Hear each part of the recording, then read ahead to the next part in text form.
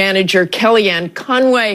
Kellyanne, President-elect Trump said in his statement about Fidel Castro's death that his administration will do all it can to ensure the Cuban people can finally begin their journey toward prosperity and liberty. But he's also promised to reverse President Obama's opening to Cuba. How will ending diplomatic relations and pulling American businesses out help achieve prosperity and liberty? Martha, first, thanks for having me. So what President-elect Trump was saying yesterday is that the first priority that he has is to make sure those political prisoners under Fidel Castro are released, and that the people of Cuba finally, after 60 years of oppression, know economic and political and religious freedom. He is open to researching and, in fact, resetting relations with Cuba, but his criticism of what has happened in the last couple of years is very simple. It's that we got nothing in return. That by reopening diplomatic relations with Cuba, allowing commercial aircraft and the rest, that we really got nothing in return. And we didn't get those political prisoners released. We did not get assurances that Cubans who still live on the island would in fact be religiously and politically and economically free. We also respect the thousands and hundreds of thousands of Cubans who live here who fled that oppression, fled that poverty, fled who they believe to be a dictator. And as Ted Cruz is saying on your program, has 60 years of blood on his hands. And we just can't romanticize Fidel Castro now that he's gone. We have to take a look at the way he ran his country in direct opposition to the freedom and the democracy that we have here in the United States. So it's much like Donald Trump on trade. You don't just give up everything and get nothing in return. I think that's very clear in the president-elect's message across any number of issues. But he has to get all of that in return or he reverses the opening?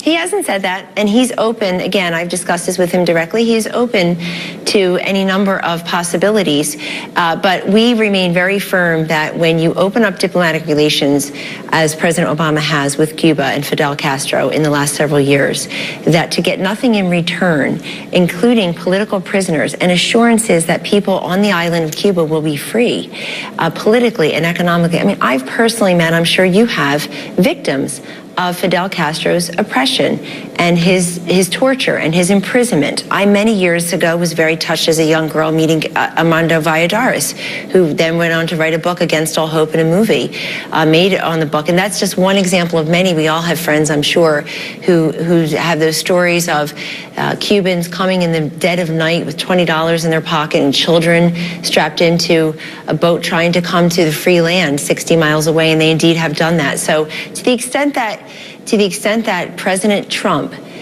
can open up new conversations with Cuba, it would have to be a very different Cuba. And again, he's all about America first, American workers, American interests, Americans, American allies, and certainly Americans. And in that regard, he wants to make sure that when the United States of America, when he's president, engages in any type of diplomatic relations or trade agreements for that matter and the like, that we as America are being protected and we as America are getting something in return. Kellyanne, I want to turn to the personnel this week. You waded into the cabinet selection process with some tweets this week concerning Governor Mitt Romney, saying you're receiving a deluge of social media and private communications about Romney. Some Trump loyalists warn against him as Secretary of State, adding later that being loyal was an important quality for the job. Why did you weigh in on Governor Romney? I weigh in privately. First of all, let me make very clear, Martha, that there's one person who will select his cabinet, and it's President-elect Donald Trump. Whatever he decides will have my full support and respect, and he knows that, as does Vice President-elect Pence. I think that there was the Never Trump movement, and then there was Governor Mitt Romney. He went out of his way to hurt Donald Trump. He gave two speeches that I can recall in this calendar year, and they were both about Donald Trump. Evan McMullin ran in the state of Utah for president. We don't know who Mitt Romney voted for.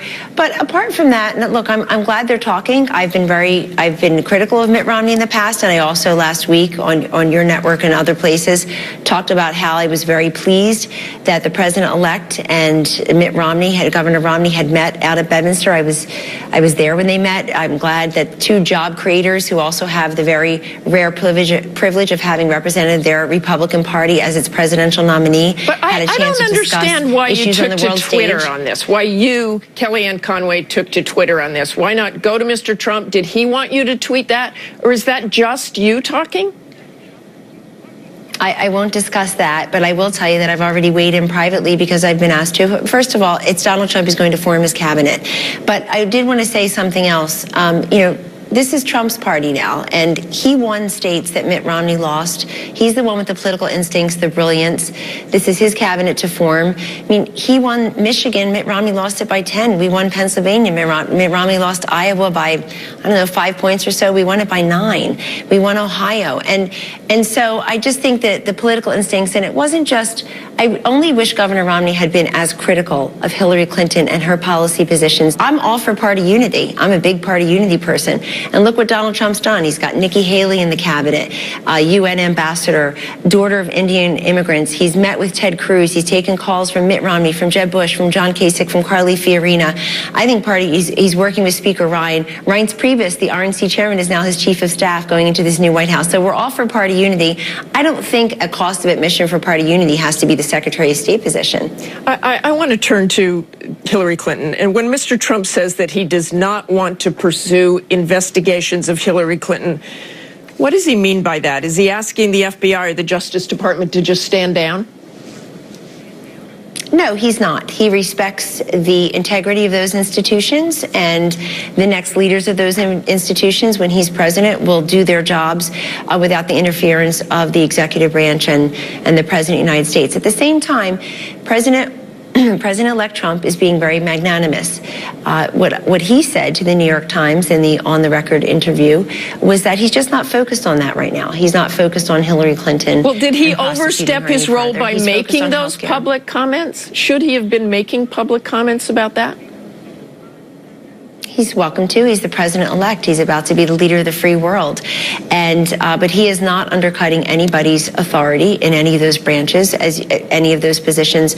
Martha, as you and I can know and respect, different people will have the authority and the autonomy to make those decisions based on the evidence presented to them.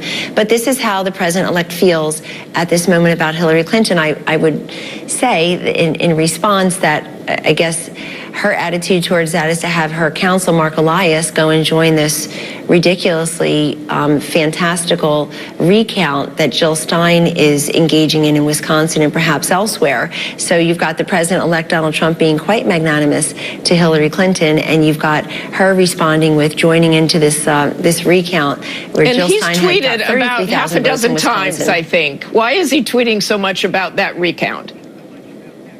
Well, he's able to weigh in. He has probably 30 million followers on Facebook and Twitter.